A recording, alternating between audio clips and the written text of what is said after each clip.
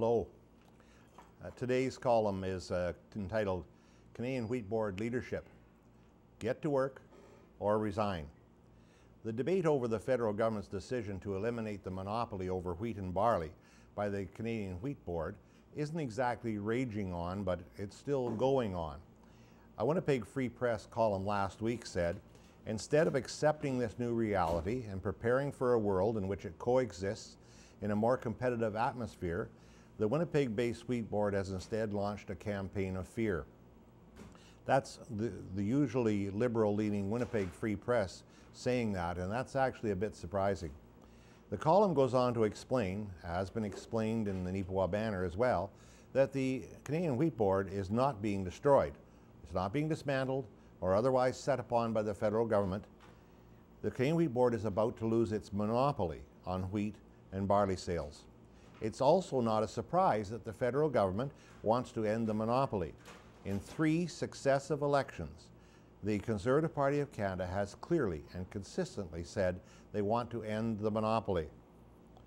They want to end the long gun registry, and they want to pass 8 tough on crime bills.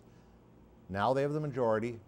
They still intend to do what they said they were going to do. But that's a bit too refreshing for some folks. A government actually going to do what it said it would do. The Canadian Wheat Board has had at least 5 years to get ready for this scenario.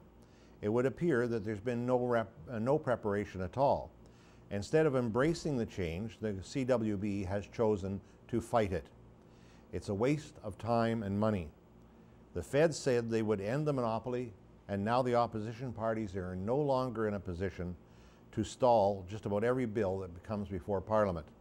The Feds are going to do what they said they would do.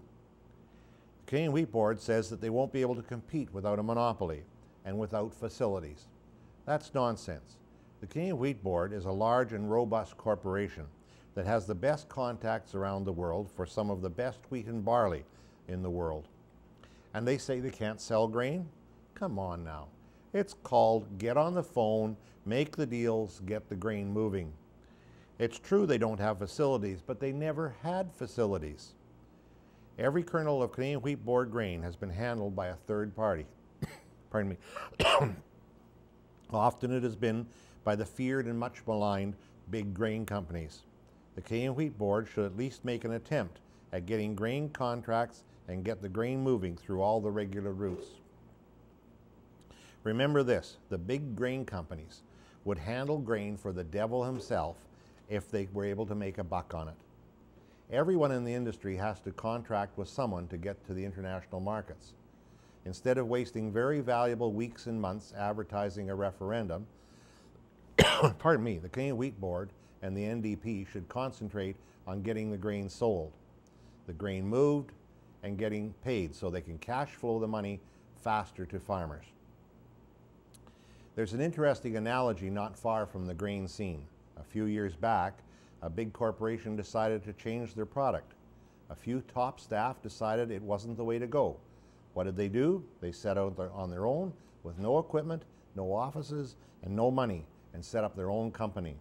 They got so successful that their former bosses had to buy them out.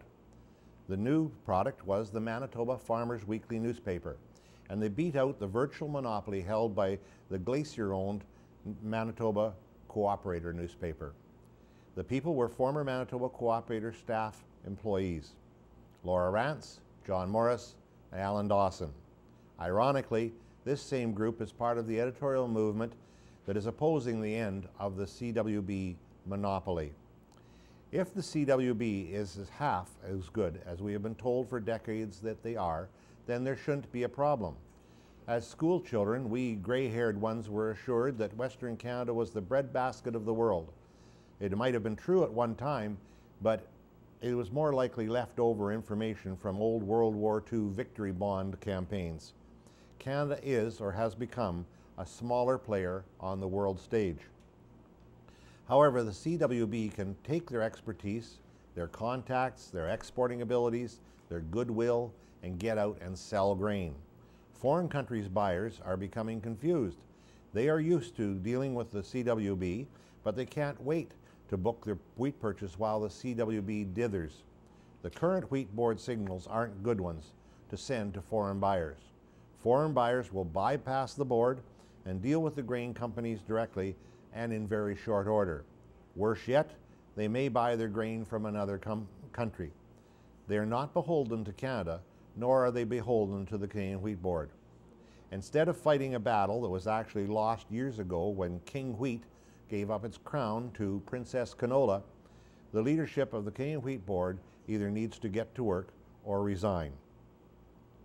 This coming week would be none too soon. Thank you.